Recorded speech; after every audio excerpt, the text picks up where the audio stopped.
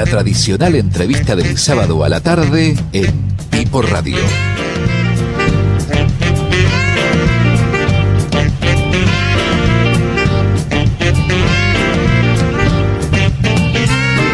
Y seguimos en este sábado a la tarde por la radio de la Universidad Pública y Plural y tenemos una sorpresa, un gusto, nos vamos a dar un gusto.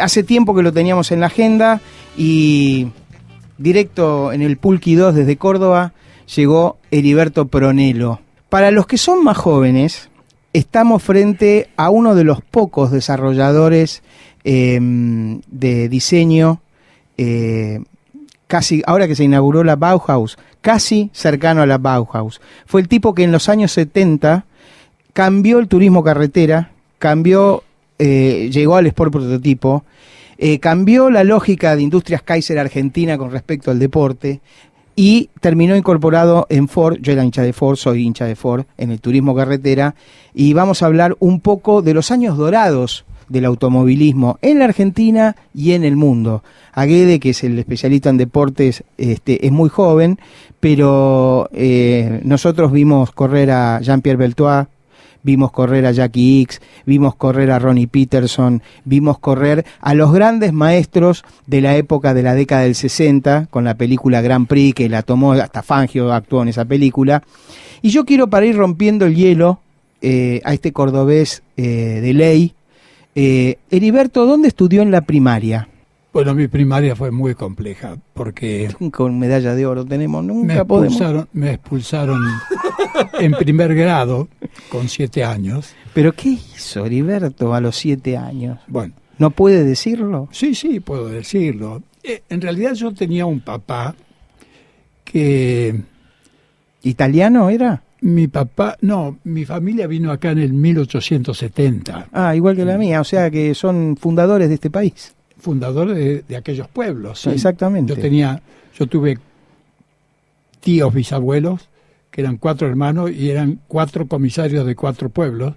Cuando ser comisario era gratis, era el pueblo era elegía, la autoridad. El pueblo elegía al que le parecía que podía hacerlo, porque era época en que se hacían los primeros alambrados. Llegaban los italianos, tenían una pequeña casita y qué sé yo, y los gauchos, los que estaban errantes por ahí y comían alguna vaca que cazaban por el campo, les tenían mucha bronca porque estaban coartándole la libertad con los alambrados. Así que era una puja importante, y mis tíos bisabuelos tenían la consigna de que nunca irían a buscar a un violador y lo traerían vivo. Así que salían con 2 caballos, uno montado para él y otro para el muerto que iba a traer. Esto es en 1880, 1890. Sí. Una familia que no viene con la gran inmigración del principio del siglo XX, ni con la Primera Guerra, ni nada. Viene a ser la América desde muy temprano. Yo no pude averiguar todavía cómo funcionaba eso, porque parecía que fueran grupos humanos que respondían a ciertos líderes, que eso sería bastante entendible si era para el sur de Italia, porque por el tema de la Cosa Nostra y todo, pero estos eran del límite con Francia, eran otra cosa, y la deducción a que he llegado es que gente que se entrenó con las fuerzas de Garibaldi o cosa por el estilo, porque tenían muchísimos hábitos militares. Bueno, Italia fue el último país en ordenarse después del acuerdo con los Estados Pontificios. El líder de esa unidad fue Garibaldi, que era, bueno, el que unificó el norte con el sur, etcétera, etcétera. Igualmente, esa corriente inmigratoria los instaló en Córdoba, que es la cuna del automovilismo en la Argentina, la cuna de la aviación, la cuna de las grandes industrias, que fue una decisión estratégica instalar en Córdoba todo el desarrollo, porque en esa época los aviones no llegaban, los misiles no llegaban, y entonces toda la industria liviana se instaló en Córdoba. Ese primer grado que lo echaron, Heriberto, ¿se puede saber por qué? Bueno, te contaba de mi papá, que era sumamente permisivo conmigo.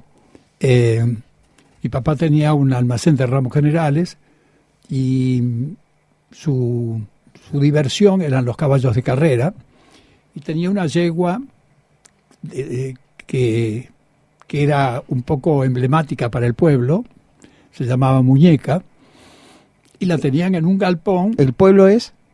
Miramar, Mar Chiquita. Todavía las anécdotas esas se cuentan hoy en día.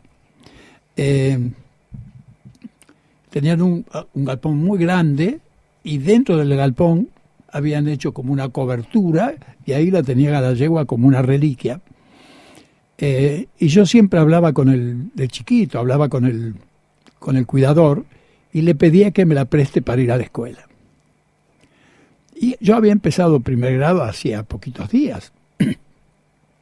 Y le insistía, hasta que un día me dijo, bueno, vení mañana temprano y te vas. Yo andaba, a mí me usaban para medir los caballos porque era muy liviano y después me tenían que rescatar, pero yo me animaba a todo con los caballos, ¿no? Entonces, voy a buscarla y voy al colegio, nada menos que con el caballo cuyos afiches habían empapelado todo el pueblo, porque dentro de 2 meses, una cosa así, era la carrera con un zaino de La Para, de un pueblo cercano. Entonces, ato la yegua y me bajo, y la ato cerca de un muro que después me permitiera montarla, porque era bajito. No había forma que yo la montara. Bueno, entro al colegio y no sé qué habré hecho, alguna cosa zafada, porque claro, como mi viejo me daba soga, yo me tomaba libertades. La maestra, doña Charo, que después se terminó casando con el director. Esto es una denuncia, casi es una denuncia esto. Maestros extraordinarios, sí, maestros extraordinarios. La maestra me pone de cara a una pared en penitencia. Y estuve ahí un buen rato, no sé, habré estado 20 minutos, hasta que me empezó a dominar el indio. Salí afuera, agarré una media cabeza de ladrillo, fui hasta al murete ese, monté el caballo, y el colegio tiene un gran frente porque todas las aulas de aquel momento, y lo estuve visitando últimamente, todavía continúa así, dan al frente y tienen unas ventanas. Unos ventanales grandes. Entonces, y todo enfrente de eso está ese murete que te cuento, pero entre eso y las aulas hay todo jardín. Y es una cosa que tendrá 60 metros de ancho, ¿no? O más. La cuestión es que monté, entré al jardín y empecé a variar el caballo de punta a punta. Por el jardín. Saltaban las plantas por el aire, por el jardín. Le di unas cuantas pasadas. Cuando vi que ya no quedaba casi nada por destruir, me paré frente a mi aula y con el ladrillo rompí el vidrio. 7 añitos, una joyita para tener Una como joyita. nene. Bueno, bárbaro. Escúcheme. Como mi viejo me dijo, che, qué loco lo que le hiciste a la Charo, ¿eh? Bueno, esto, podemos hablar, no, si el primer día nos llevó este tiempo, no quisiera saber, ¿la primaria la terminó dónde? Bueno, en Mar Chiquita de nuevo, y la terminé gracias a que una maestra me rescató de ese tipo de cosas, porque a partir de ahí fui a Balnearia, a un colegio. Ese colegio porque el dueño era amigo de mi papá, me aguantó 1 año, pero después le dijo a mi papá, por favor, llévatelo. De ahí fui a un colegio de monjas en Morteros, de donde también me expulsan, y finalmente volví al colegio de Mar Chiquita. Y le hago una pregunta, ¿cuándo empezó a pensar en los autos, en el diseño de los autos y en el automovilismo? En primer año, cuando empecé el secundario, empecé a extrañar, bueno, te cuento que mi papá, de una situación bastante holgada, casi poderosa, te diría, intentó poner una fábrica de sulfato de sodio con el agua de la Mar Chiquita. La Mar Chiquita se secó. Claro. La gobernación lo ayudó mandándole una draga, pero el agua que surgía con las fosas que producía la draga no tenía la concentración suficiente. De sulfato. Claro, no tenía la concentración suficiente y no era redituable. La cuestión es que puso todo lo que tenía y se fundió. Se fundió papá. Se fundió papá. A partir de ahí empieza un nuevo esquema, totalmente diferente. Y me toca ir al secundario en condiciones bastante difíciles. El que tenía más cerca estaba a 130 kilómetros en San Francisco, y mi papá me consigue una pensión en el barrio Alberione, un barrio donde estaban todas las caballerizas, todos los prostíbulos, es decir, un barrio pesado. Mi papá... Quiere decir que todos los prostíbulos y los de la cabeza se fueron cuando llegó usted. No se fueron. Pero para que no me pasara nada, mi papá me regaló una pistola Beretta. Ah, para ir abuenando la situación. Esto es peor que las cuentos de Guedes. Muy útil, su papá es muy práctico. Muy práctico, sí. Y me dijo más. Apuntar a la cabeza. Nene, no le apuntes a la cabeza que le podés cerrar. Tirales a la panza que todos caen. Papá, un encanto. No te hagas el tirador, porque mi papá me regalaba rifles y municiones continuamente. Entonces, nos van a levantar el programa. En minutos más es un ejemplo. Yo tenía muy buena puntería. Mi papá apostaba por dinero, cuestiones así de puntería. O sea, un ejemplo, papá. Sí, un ejemplo el papá. Bueno, la cuestión es que es largo de contar. No, pero tenemos que ir resumiendo porque tenemos nada más que 2 horas de programa. Bueno, entonces en un momento dado, después... A mi mamá dije, tengo que generar un vehículo para poder ir muchísimo más barato que el ómnibus. Y ahí empezó a inventar. En ruedas de triciclo, un motor Ruston que yo había visto en un campo que mi papá tenía en la época de bonanza, que tenía 4 caballos, se veía el agua del enfriamiento, y cuando funcionaba el agua temblaba, es decir, un motor estático de bajísima potencia. Pero a las vueltas de la vida estuve en Inglaterra con el hijo del que fundó la fábrica Ruston de ese motor. Las vueltas de la vida. Bueno, la cuestión es que con eso empecé a hacer, y ahí empecé a recorrer las bibliotecas, y cuando había pasado de eso varios meses, me di cuenta que lo mío era una utopía total, ¿no es cierto? Y dije, que no podías construir ese auto. Que no lo podía hacer, que no tenía recursos para hacerlo, y que no iba a ser más económico que el ómnibus. Es decir, me di cuenta de que estaba en una falsa premisa. ¿Estuviste solo, Heriberto, en San Francisco? Estuve solo un año en esa pensión, y después empecé a hacer años libres. Yo hice el bachillerato en 2 años. Claro. Hice primero regular. Yo creo ibas con la Beretta a dar los exámenes. En diciembre y 4 en marzo. No iba con la Beretta, iba con mi profesor de educación física. ¿Atado o suelto? No. Mi profesor de educación física del secundario tiene un monumento tamaño natural en San Francisco. ¿Cómo se llamaba? Ferrazzi. El profesor Ferrazzi. Un héroe, una persona notabilísima que... como a mí me gustaba mucho el deporte y además lo necesitaba para no extrañar de noche, entonces para descargar. Para descargar totalmente y de noche llegar y planchar. Se lo hemos propuesto a Guede, eso, y lo hace también. ¿Sí? Sí. Bueno. Guede es un personaje no del interior, pero es de la capital, muy parecido a usted. ¿Sí? En muchos aspectos, en el nerviosismo, en esa falta de integración con los compañeritos, inclusive ahora en la radio, ¿Sí? Cada tanto vienen a buscarlo. Viene con una yegua. ¿Ah, sí? Sí, que la deja estacionada y agarra ladrillos, Guede.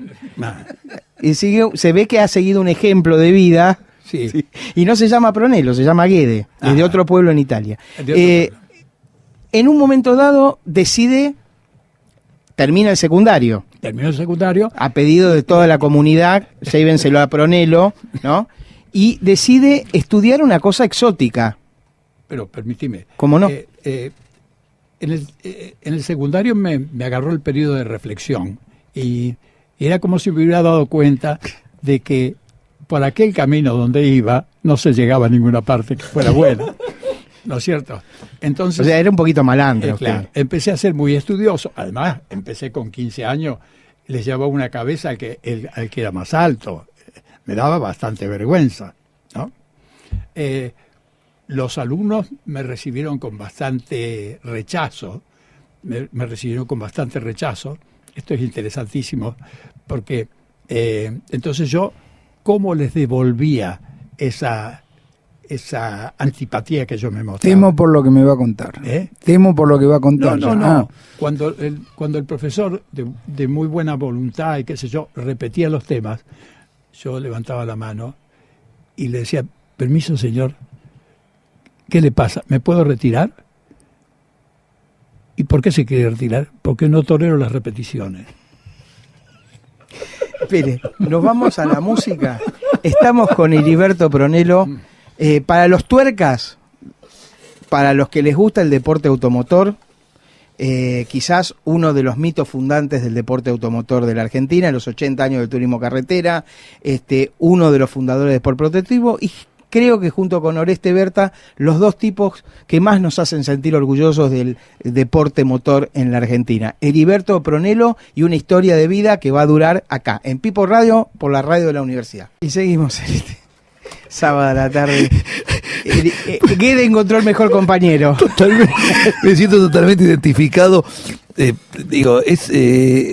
que ser un programa exclusivo de las anécdotas de la primera. No, lo vamos a volver a invitar, queda clarísimo, porque estamos en el secundario y no vamos a poder salir mucho más de ahí. Y nos queda todo una... Yo le quiero hacer, lamentablemente tenemos 15 minutos más de entrevista y quiero entusiasmar a los que están del otro lado, porque para mí es como tener, no sé, no iba a decir una barbaridad San Martín, pero digamos, lo mejor del automovilismo está acá. Y su vida es mucho más que el automovilismo, es mucho más que su relación con el deporte automotor. Entonces, en algún momento decidió estudiar ingeniero aeronáutico. ¿En qué momento fue eso? En el momento en que yo vi que los autos se hacían con chasis y yo pensé que los autos podían ser una estructura y que el chasis estaba de más. Y que la única rama de los vehículos donde se prescindía del chasis era en aeronáutica. Entonces ahí valía la pena meter el conocimiento. ¿Y a dónde fue a estudiar? Y eso me dio. Cuando estaba en primer año, apareció el primer auto que se hizo en el mundo autoportante, el Aero Willys, que un oficial, creo que Perón había traído de esos autos varios para unos cuantos oficiales, y esos autos no tenían chasis. Para mí fue una sorpresa enorme. ¿Dónde decidió estudiar entonces? Entonces vino una comisión de la Escuela de Aviación a promover el estudio en la Escuela de Aviación Militar. En aquel tiempo... En Córdoba. Sí, el examen de la escuela era un examen que era famoso por la cantidad de gente que intervenía. Se tomaban seis materias, me parece, solamente. Y vino a dar las bases y te daban un manualcito, ¿no? Entonces, como yo venía muy entrenado con los años libres, tenía una gran ventaja para dar examen. Estaba muy acostumbrado a dar examen y muy acostumbrado en cuanto a la memoria, al razonamiento. Bueno, me acuerdo que una hermana mía que falleció, nos sentábamos en un zaguán y con los pies apoyados sobre la pared, la espalda sobre un zaguán angosto, y ella me leía y yo cada tanto le miraba el libro. Y me leía y le miraba el libro, pero mi memoria es auditiva más que otra cosa. Que visual. Más que visual. porque leo lento. También memorizo lo que leo, pero no tenía la velocidad suficiente como para leer todo lo que había que leer. Y te cuento que en un examen nos ponemos a hablar de producciones de distintos cereales. Y yo para esas cosas tenía una memoria interesante. Entonces empiezo a despacharme y le digo, y el récord mundial fue en 1926, Estados Unidos con 82 millones de toneladas. El tipo me dice, no puede ser, está equivocado. Entonces le digo, señor, lo leí de geografía de Danilo Pastore. Soldado, vaya a la biblioteca, tráigame el libro, Geografía Económica de Danilo Pastore. Menos mal que decidió hacer silencio, porque mi examen hasta ese momento venía para un 10. Y ahí casi paramos, porque quedamos todos, ¿no? Y traen el libro, y el tipo lo abre, y yo le digo, ¿me permite, señor? Y él saca las manos, yo lo abro más cerca, busca 2 o 3 páginas, y estaba la lista ahí. 1926, 82 millones, Estados Unidos. Muy bien, lo felicito. Continúe. Y así saqué el primer promedio. Y dígame, ¿cuándo lo viene a buscar ICA, Industrias Kaiser Argentina, para diseñar automóviles? Eso es otra cosa que pasa en mi vida. Yo he sido una persona de enorme suerte, de tener opciones que se pueden dar de una en cientos de miles o a lo mejor en 1 millón, y ¡pac! Estar en el lugar justo, en el momento justo, y saber. Bueno, cuando después de la época de estudio empecé a trabajar en Villa María, es el lugar donde empecé a trabajar. La municipalidad, el Automóvil Club y el Rotary pusieron una placa de mármol el año pasado, justo en esta fecha. Bueno, cuando empecé a trabajar en ese lugar, yo tenía un escritorio que daba a la puerta, hacía mucho calor, y me acuerdo que mis compañeros, que yo iba a bailar cada tanto con mi novia de aquel momento, después mi mujer, madre de mis 2 primeros hijos, pasaban por la calle la bandada de compañeros, y entraron a ese lugar que era bastante amplio, y me preguntan, ¿qué estás haciendo? Estoy escribiendo un artículo que me pidieron para una empresa de Inglaterra. ¿Por qué por una empresa de Inglaterra? Porque es la que produce los materiales con los que estoy haciendo un proyecto actualmente de una motoneta. Pero vos estás loco, me decían. ¿Vos te crees que los ingleses van a necesitar que vos le escribas artículos sobre cómo se hacen las cosas? ¿Qué te pasa? ¿Qué tenés en la cabeza? Y me cargaron enormemente con eso, me cargaron muchísimo. Bueno, hoy esa motoneta quizás sea el primer vehículo de material compuesto autoestructurado que se hizo en el mundo. Es bien probable que ocurra eso. Estamos ahí buscando todos los antecedentes de esa época. Estamos hablando del año 1959. Había una incipiente industria local, estaban los de Carlo, que usaban motores alemanes. Exacto. El desarrollo del italiano, era cordobés creo, de Carlo, y tenía, hubo empresas multinacionales automotrices que le jugaron en contra. Acá también estaba Terán, que hacía con motores Porsche. Exactamente. Exacto. Y después estaba Lizar, que no me acuerdo si... Lizar, sí. Bueno, toda esa industria, el Bergantín, estaba, yo no me acuerdo exactamente, pero industria que después terminó llamándose Industrias Mecánicas del Estado, IME, todo un desarrollo, una idea del desarrollo automotriz en la Argentina y de competencia con las empresas básicamente en ese momento de Estados Unidos, de Inglaterra y de Francia, y de Italia. Sin embargo, si vos lees un poco los libros, el libro de Macló, acerca de cómo se forma ICA, que después pasa a ser ICA Renault y después Renault, el IAME toma un porcentaje, creo que del 20% de las acciones, porque uno de los que entusiasmó para que eso ocurriera fue el brigadier San Martín, que realmente fue un prócer en cuanto a que se creara todo ese ámbito que vos decís. Y no tenían ningún problema con la instalación de industrias que vinieran de otros países, porque él era industrialista. Y bueno, estamos hablando de la época de Frondizi, donde el desarrollismo y todo eso estaba muy en boga. Exactamente. Pero estaba Safrar, que hacía Peugeot, y dicen que Fiat hizo un lobby muy grande para bajar las posibilidades del Tano de Carlo, que era el que hacía el autito en Córdoba tan lindo, tan bien diseñado. Sí, también en Córdoba hicieron uno que se llamaba Dinar. Sí, sí. Que fue hecho por uno de los ingenieros que intervinieron, es el papá de un gran amigo mío actualmente, que es José María Láscar. Le hago una pregunta. ¿Cómo engancha usted con el automovilismo deportivo, no con las líneas de montaje tradicional? Exacto. Entonces, ese artículo que yo escribo va a Inglaterra, a la firma Scott Brothers. Esta firma Scott Brothers, que producía materiales compuestos, resinas y todo ese tipo de cosas, emite una especie de folletito que va a todo el mundo.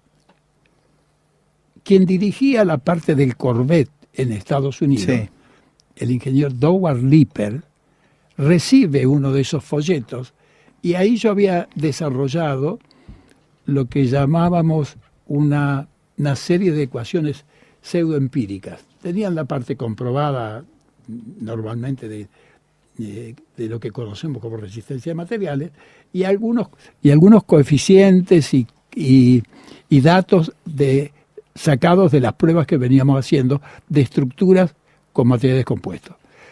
Ellos probaron eso y vieron que el margen de error era razonable, y lo utilizaron para sacarle la parte de chasis que tenía el Corvette desde el eje trasero hasta el paragolpe.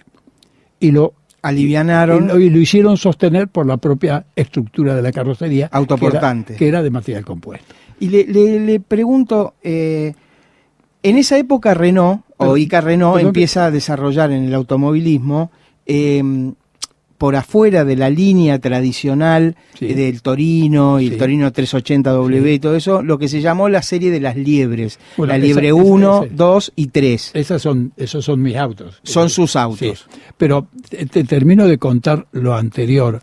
Es que me quedó en el aire.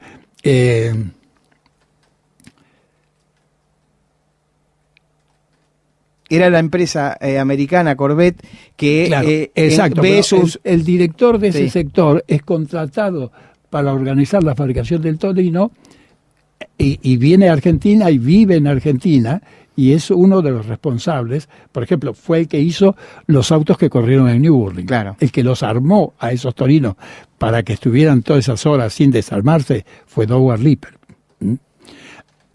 Bueno, ese señor llega contratado acá y dice: nosotros hemos leído en General Motors unos artículos y habíamos cortado las páginas con esas ecuaciones, las habíamos enchinchado en los tableros, y para nosotros era familiar eso de un argentino. Y la gente de ingeniería de Córdoba le decía: nosotros lo sabemos que exista nada así. Entonces habla Estados Unidos y le dice Heriberto Pronello, Villa María. Mandan un auto a Villa María y el auto empieza a recorrer la ciudad, y nadie sabía de Heriberto Pronello nada, hasta que llegan a la fábrica de acoplado de De Paoli. Y le dice: sí, a veces nos diseña los acoplados, sí, lo conocemos mucho. Y de ahí es como el descubrimiento de un talento. Entonces, yo había hecho el año anterior un auto para De Paoli, que en el año 1965 el Automóvil Club instituyó un premio al auto mejor construido, y ese auto que hice para De Paoli ganó. el Valiant de Pagoni. El Valiant 1 o 2 era. El Valiant 2. Valiant 2. Tenemos que, nos quedan muy pocos minutos, lo vamos a volver a invitar, porque nos va a quedar todo un aspecto interesante de cómo proyectaríamos la Argentina de hoy, que no voy a poder preguntarle. Yo quiero decirle lo siguiente. Usted trabajó con esos autos invencibles, como fueron la serie de la Liebre 1, 2 y 3, con Copello, Ternengo, Gradasi, los grandes corredores de la década del 70, incluido Carlos Reutemann después con el Guaira. Así es. Y usted hizo 2 para Ford, porque después terminó trabajando para Ford. El Guaira y el Halcón. Exacto. Que son distintos. El Guaira era más moderno, el Halcón tenía una cola más larga. A ver, ahí me va a corregir. Solo tienen 19 centímetros de distancia entre ejes cambiado porque el reglamento nos obligaba a una determinada distancia entre ejes. Claro. Bueno, pero le quiero hacer la pregunta. ¿No eran de colores iguales? ¿Usted ha trabajado últimamente en la reconstrucción de esos Guairas o de la época de Pascualino, ¿no? Era Pascualini y Reutemann. Y Carlos Reutemann. Y después hubo un problema en una época con algunos accidentes, recuerdo el de Atilio Viale del Carril en el Autódromo de Buenos Aires, sí, y el de Cabalén en Córdoba. Sí. Tenían un problema con los tanques de nafta, Esos eran, que no eran antideformantes. Eso eran en la época en que yo todavía no había entrado a Ford y yo competía contra esos autos. Yo competía con la Liebre contra esos autos. Yo soy muy amigo de Viale, si cuando ustedes quieran venimos con él. De Viale del Carril. Sí, gran corredor, yo era hincha de él. Gran piloto, gran persona. Bueno, en la época que Viale tiene el accidente y Cabalén tiene el accidente, nosotros justo habíamos presentado la Liebre 2. La Liebre 2. Las liebres tienen un orden irregular porque resulta que hacemos los torinos convencionales, luego la Liebre 1, luego la Liebre 2, y luego fábrica se retira y quedan muchísimos autos sin terminar. Y me ofrecen todos esos autos a pagarlo como yo quisiera en agradecimiento de cómo nos había ido. Y ahora le ofrecen los autos del equipo y él hizo un acuerdo con Bardal. Entonces, claro, ahí me acuerdo, tenía la publicidad de Bardal. Bueno, yo en ese tiempo desaparecí porque fabricaba un auto por semana, toda la semana. Toda la semana entregaba un auto. Tenía un taller en Córdoba y otro en Villa María, 60 personas trabajando, y toda la semana entregaba un auto. Entonces, ¿qué pasó? La pregunta que le quiero hacer es, ¿por qué no podía vender la Liebre 2 y sacamos de la galera lo de la Liebre 1 y media, que era una Liebre 2 disfrazada de Liebre 1. Claro. Le quiero hacer una pregunta para ir cerrando esta entrevista que va a dejar a toda la gente con ganas de seguir preguntando. ¿Por qué un ingeniero como usted, que había estudiado en la Argentina, que tenía elementos quizás como no tenían en Detroit, o no tenían en Londres, o no tenían en París para desarrollar, podía competir mano a mano en la década del 60 con grandes fábricas, con ideas, con producción, con mecánicos capacitados para traducir lo que usted imaginaba? ¿Qué nos pasó a los argentinos entre 1970 y hoy? ¿Qué pasó? ¿Por qué perdimos esa capacidad creativa, de innovación? ¿Dónde está el meollo de la cuestión para una persona de su experiencia? Y yo pienso que fue el populismo. Yo pienso que fue el populismo. Sin embargo, el peronismo fue el que empezó con el Pulqui 1, el Pulqui 2. Sí. Eso hay que reconocérselo. Con el justicialista, digamos. Yo no soy peronista, pero nos dejó todas las plagas posibles después. O sea, es un problema político. El peronismo era intrínsecamente una política corrupta. Fíjense una cosa. En el libro de James McClough, un libro blanco que se llama La historia de ICA, The History of ICA. Lo tengo. ¿Lo tenés? Sí, bueno, me lo regalaron. Fíjate que cuenta que casi la fábrica se levanta porque Jorge Antonio le pidió a los directivos de ICA, a McClough, una coima. Y cuando Perón vio que la fábrica se iba a levantar porque esos americanos no iban a ceder, dejó las cosas como estaban y la coima no se pagó y la fábrica se hizo. Ese tipo de conductas, sin que tuvieran ninguna reacción del Estado argentino, fue degenerando hasta el punto en que... ¿Usted cree que los componentes, a lo mejor, de los gobiernos que tuvieron un componente de corrupción, limitaron las posibilidades del desarrollo tecnológico de la Argentina? Limitaron todo. Inspector, querías hacer una pregunta. No, sí, un poquito para futuro, ¿no? Para salir de ver el pasado. Es decir, ¿cómo, digamos, en la época en que usted se decidió a estudiar ingeniería aeronáutica en la Argentina, era una época en donde todos vislumbraban un posible desarrollo de la industria argentina? Yo tengo un hijo de 16 años, mi hijo menor de los 4 que tengo, que quiere estudiar ingeniería y le gusta el automovilismo. Digamos, ¿cómo usted entusiasmaría hoy a un chico para que sea un ingeniero mecánico en un país en donde los gobernantes dicen que es mejor traer autos fabricados en China que fabricar autos acá? Bueno, la primera cosa que le diría es que el conocimiento no tiene fronteras. El conocimiento no es argentino, ni alemán, ni ruso. El conocimiento no tiene frontera. Si alguien es un excelente ingeniero, seguro que tiene futuro en cualquier parte del mundo, más en el mundo globalizado. Exacto. ¿Lo podemos comprometer para que venga con Don Atilio Viale del Carril a charlar un poquito más de automovilismo y de la historia argentina? Porque nos quedamos en el 70 con la liebre y yo, pero entre el 70 y hoy pasaron cosas en la Argentina. Muchas cosas. Le agradecemos que haya visitado a la radio de la universidad. Es un gusto haberlo tenido acá, don Heriberto Pronello. Muchas gracias. Una gloria del automovilismo argentino y de la ingeniería argentina. Vamos a la tanda. Pipo Radio, con Juan José Pi de la Serna. Sábados de 17 a 19, por Radio UBA, FM 87.9.